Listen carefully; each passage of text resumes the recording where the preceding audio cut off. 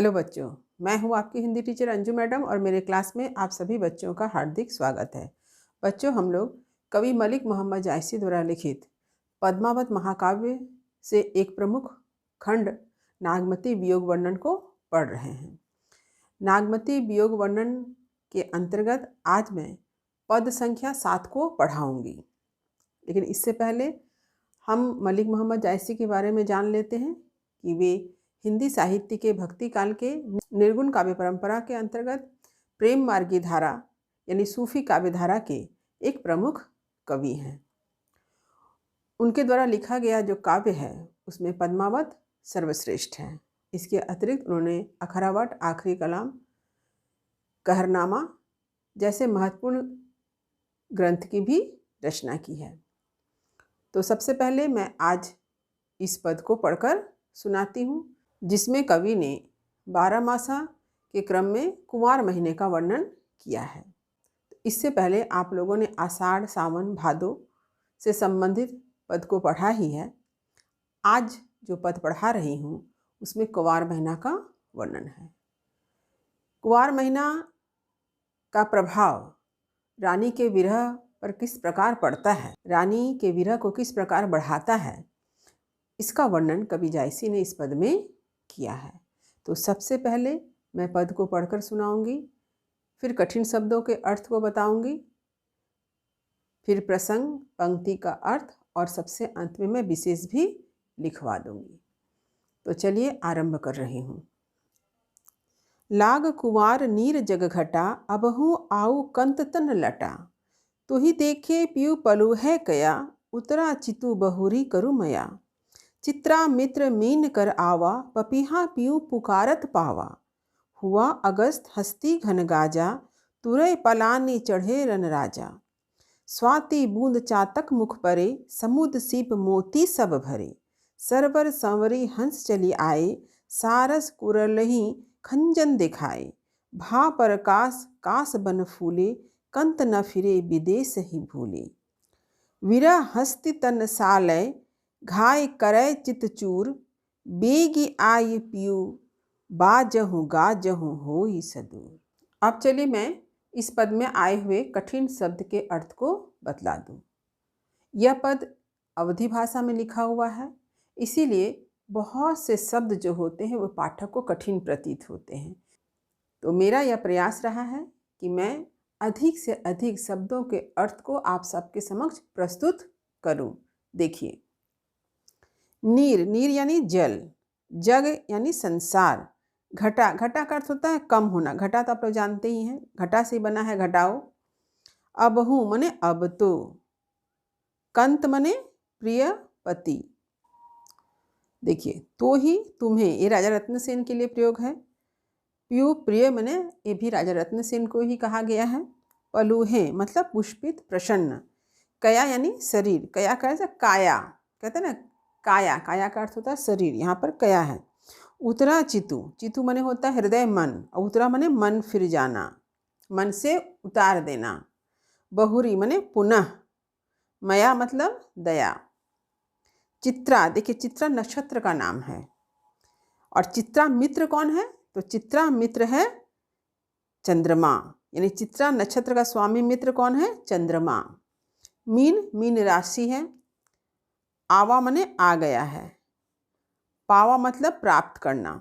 देखिए, पियु पुकारत पावा, इसका अर्थ क्या होता है, मेघ को पाना। माने यहाँ पर पियु कौन है, पपीहा के लिए आया है, तो पियु उसका मेघ है, प्रिय कौन है, पपीहा का मेघ। हुआ अगस्त, तो अगस्त का अर्थ हुआ अगस्त्य तारे का उदय। हस्ती एक नक्षत्र का नाम है। घन गाजा यानी मेघ गर्जन। तुरई यानी घोड़ा, अश्व। पलानी मतलब भाग गए। स्वाति एक नक्षत्र का नाम है। परे यानी पड़ गई। सरवर, सरवर का अर्थ है सरोवर। चली आई यानी वापस आना। कुरलही माने कुलेल करना। खंजन एक पक्षी का नाम है। भा प्रकाश, यहाँ पर ध्यान दीजिए, यहाँ पर चूंकि प्रकाश है, इससे अर्थ होता है प्रकाश, तो प्रकाश किसका होता है, सूर्य का प्रकाश होता है। फिरे यानी लौटना, वापस आना। वीरा हस्ती यानी वीरा रूपी हाथी। तन यानी शरीर। सालय यानी कष्ट देना, चित्त चूर यानी शरीर को चूर चूर करना, बेगी यानी जल्दी, गाजहू माने गर्जना करना, सुदूर यानी दूर। देखिए साले का अर्थ मैंने कष्ट देना बताया और घायल भी हो सकता है, और घाय का अर्थ होता है घायल। तो चलिए इस पद का प्रसंग मैं बतलाती हूँ। कवि मलिक मोहम्मद जायसी जी ने नागमती वियोग वर्णन के अंतर्गत यह बतलाया है कि राजा रत्नसेन के वियोग में रानी नागमती अत्यंत दुखी है, और इस दुख में उसे एक एक महीना काटना बड़ा कठिन प्रतीत हो रहा है। यानी साल के जो 12 महीने होते हैं, ये एक एक महीना रानी नागमती के लिए कई साल के समान प्रतीत हो रहे हैं, बहुत कष्टकर प्रतीत हो रहे हैं। इसके साथ ही साथ प्रत्येक महीने में जो कुछ भी प्रकृति में परिवर्तन दिखाई देता है, उससे रानी नागमती का दुख और बढ़ जाता है। तो आज के इस पद में कवि जायसी ने कुंवार महीने का वर्णन किया है कि कुंवार महीने में होने वाली प्राकृतिक घटनाओं का प्रभाव रानी नागमती के विरह पर किस प्रकार पड़ता है, उसके विरह को किस प्रकार बढ़ा देता है, और रानी नागमती किस प्रकार राजा रत्नसेन से निवेदन करती है। तो चलिए पंक्ति का अर्थ बताती हूँ। लाग कुंवार नीर जग घटा, अबहू आवू कंत तन लटा। देखिए लाग कुंवार यानी कुंवार महीना लग गया है, नीर यानी जल, जग यानी संसार पृथ्वी, घटा माने घट जाना। तो रानी नागमती का कहना है कि कुंवार महीना लग गया है, इसलिए समस्त पृथ्वी समस्त संसार से जल अब घट गया है। तो जल क्यों घटा है? क्योंकि अब वर्षा नहीं हो रही है। हम लोगों ने आषाढ़, सावन और भादो महीना में वर्षा का वर्णन को पढ़ा, तो यहाँ पर कुंवार महीने में अब वर्षा नहीं हो रही है। तो वर्षा नहीं होने के कारण या वर्षा कम हो जाने के कारण अब जो है जल घट गया है, यानी पहले जो पूरी धरती जलमग्न थी, अब वैसा जलमग्न कुछ भी दिखाई नहीं दे रहा है, जल धीरे धीरे कमने लगा है। अबहू आऊ कंत तन लटा। तो इसलिए रानी नागमती यह कहती है कि इतने दिन बीत गए, अब आओ, अबहू आऊ कंत, हे प्रिय अब तो आ जाओ, तन लटा, मेरा तन जो है क्षुण्ण हो गया है, कृशकाय हो गया है। विरह की अग्नि में जल जलकर मेरा शरीर जो है छिन्न हो गया है, अतः आकर मुझे अपने शरण में ले, मुझे अपने गले से लगाएं। तो ही देखे पियू पलू है कया, उतरा चितु बहुरी करू मया।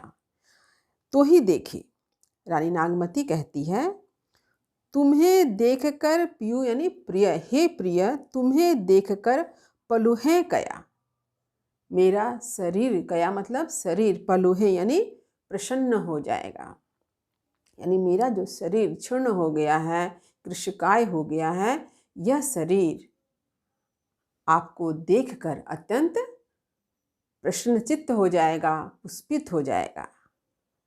उतरा चितु बहुरी करू मया।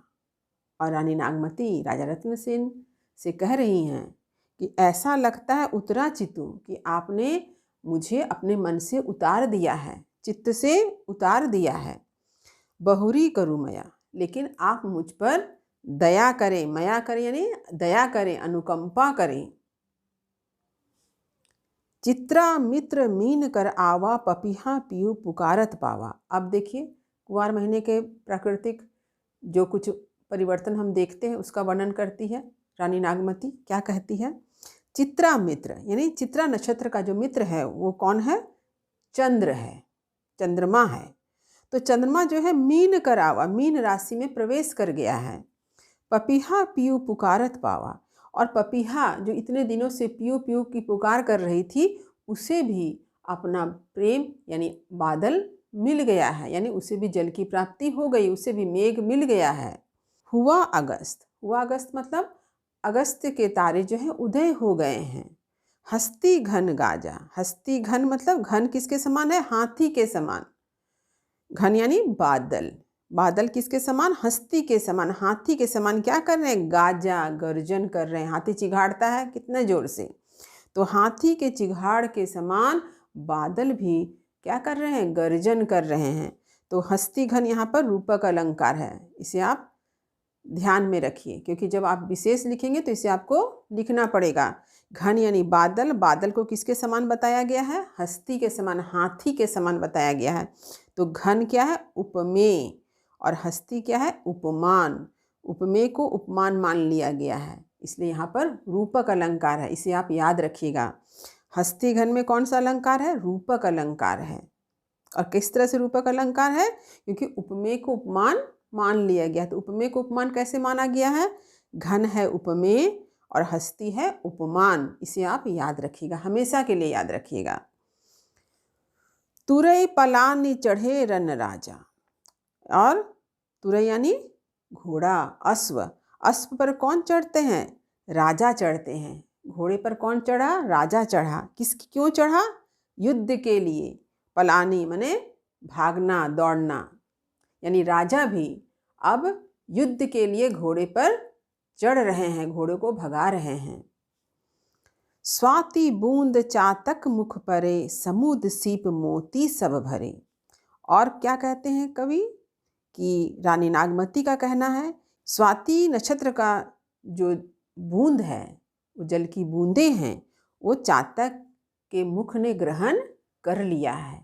यानी हम लोग सभी जानते हैं चातक पक्षी की क्या विशेषता है कि चातक पक्षी आसमान की ओर टकटकी लगाए देखता रहता है, और स्वाति नक्षत्र में जो बूंद बरसती है उसे ही वो ग्रहण करता है। कहा जाता है कि अगर उसके मुख में गंगा जल भी डाल दिया जाए तो वो अपने चोंच को उल्टा करके गंगा जल को बाहर फेंक देता है। यानी चातक की भी तपस्या सफल हो गई। समुद्र सीप मोती सब भरे, और रानी नागमती कहती है कि समुद्र में जितने भी सीप हैं वो सभी मोती से भर गए हैं। क्यों भर गए हैं? क्योंकि उसमें सब में स्वाति नक्षत्र का बूंद जाने से सारे सीप में मोती का निर्माण हो गया है। सरवर संवरी हंस चली आए, सारस कुरल ही खंजन दिखाए। नागमती का कहना है कि सरवर यानी सरोवर, सरोवर को छोड़कर जितने भी हंस चले गए थे वे सभी हंस चली आए, वापस चले आए हैं। क्योंकि पहले क्या था, सरोवर में जल बहुत ज़्यादा भर गया था, तो सारे हंस पता नहीं कहाँ चले गए थे, लेकिन अब जल कम हो गया है, इसलिए पुनः हंस जो है उस सरोवर में वापस लौट आए हैं। सारस कुरल ही खंजन दिखाए, इसके साथ ही साथ सारस पक्षी जो हैं वो भी कुलेल कर रहे हैं और खंजन पक्षी भी दिखाई दे रहे हैं। यानी यहाँ पर शरद ऋतु का वर्णन हम लोग देख रहे हैं। भा परगास कास बन फूले, कंत न फिरे विदेश ही भूले। रानी नागमती का कहना है कि कुंवार महीने में क्या हो रहा है, कास का वन जो है वो फूल फल रहा है। फूल फल रहा मतलब कास के फूल खिल रहे हैं। तो ये कास का फूल खिलने से चारों तरफ क्या है, एक प्रकाश सा फैल गया है। ये प्रकाश जो है इस अर्थ में भी है, और उपवन में जो है कास के फूल खिल गए हैं। तो कास का फूल कब खिलता है? कास का फूल खिलता है शरद में। आप लोगों ने देखा होगा कि जैसे ही दुर्गा पूजा का आगमन होता है, यानी महाल्या से दुर्गा पूजा का हम लोग आगमन मानते हैं माँ दुर्गा का, उससे कुछ दिन पहले से ही आप देखिएगा कि कास के फूल, सफ़ेद सफ़ेद फूल दिखाई देने लगते हैं। कास के फूल खिल जाते हैं और वो देखने में काफ़ी सुंदर प्रतीत होते हैं। तो यहाँ पर इसी बात को बताया है, भा परगास, यानी कास के फूल चूँकि सफ़ेद सफ़ेद होते हैं इसलिए वो प्रकाश के समान लग रहे हैं। कंत न फिरे विदेश ही भूले, और रानी नागमती का कहना है कि इतने दिन हो जाने पर भी मेरा प्रिय पति अभी तक लौटा नहीं है। और रानी को ऐसा लगता है कि उसका पति राजा रत्नसेन विदेश में जाकर उसे भुला दिया है। विदेश ही भूले, विदेश में ही भूल गया है कि राजा रत्नसेन ने विदेश जाकर रानी को भुला दिया है। विरह हस्ती तन सालय, घाय करे चितचूर। अब रानी नागमती का कहना है विरह हस्ती यानी विरह रूपी हाथी, यहाँ भी रूपक अलंकार है। विरह है उपमेय, हस्ती है उपमान, इसलिए विरह रूपी हाथी तन साले यानी तन को कष्ट दे रहा है, घायल कर रहा है।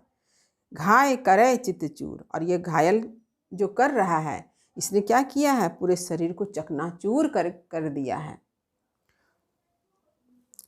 तो वीरा रूपी हस्ती ने पूरे शरीर को कष्ट दिया है, घायल कर दिया है। घाय करे चितचूर। और इस प्रकार वीरा रूपी हाथी ने उसके शरीर को घायल करके उसके शरीर को चकनाचूर कर दिया है, चूर चूर कर दिया है। बेगी आई पियू बाजहू गाजहू होई सदूर। और रानी नागमती अपने प्रिय राजा रत्न सेन से कहती हैं कि इसीलिए आप जल्दी आइए, बेगी आई माने जल्दी आइए, बाजहू गाजहू होई सदूर। और आप बाजे गाजे के साथ, हम लोग कहते हैं ना बाजा गाजा, वही बाजहू गाजहू, बाजा गाजा के साथ आप आइए और हमारे इस कष्ट को सदूर यानी दूर कीजिए। इस प्रकार रानी नागमती ने अपनी वीरा व्यथा को व्यक्त किया है। तो अब चलिए मैं इसका विशेष बता दूं। विशेष पहला, कवि जायसी रानी नागमती के वीरा का वर्णन करने के लिए 12 मासा का सहारा लिया है ताकि 12 महीने में से प्रत्येक महीने में रानी के वीरा दशा को सटीक रूप से प्रस्तुत कर सके। यह पद कुंवार महीने के बारे में है कि इस महीने में रानी की वीरा अवस्था कैसी है। दूसरा, कवि ने प्रकृति का चित्रण उद्दीपन रूप में किया है। कुमार महीने में होने वाली प्राकृतिक घटना जैसे चंद्रमा का मीन राशि में आगमन, अगस्त्य तारे का उदय, हाथी गर्जन के समान बादलों का गर्जन करना, काश फूल का खिलना इत्यादि रानी के वीरा व्यथा को और अधिक बढ़ा देते हैं। तीसरा, कवि जायसी का नक्षत्र संबंधी, राशि संबंधी जानकारी इस पद में दिखाई देता है। चौथा, प्रमुख छंद दोहा और चौपाई है। तो दोहा किसे कहते हैं और चौपाई किसे कहते हैं, ये मैं आप लोगों को फिर से एक बार बतला दूं। दोहा यह अर्धसम मात्रिक छंद है। यह 2 पंक्ति का होता है। इसमें 4 चरण होते हैं। इसके प्रथम और तीसरे चरणों में 13-13 मात्राएं और दूसरे और चौथे चरण में 11-11 मात्राएं होती हैं।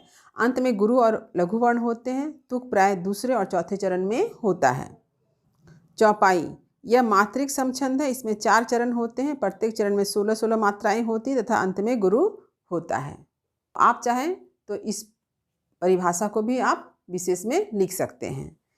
प्रमुख अलंकार देखिए। प्रमुख अलंकार क्या है, अनुप्रास अलंकार। इस पद में अनुप्रास अलंकार की छटा जो है दर्शनीय है।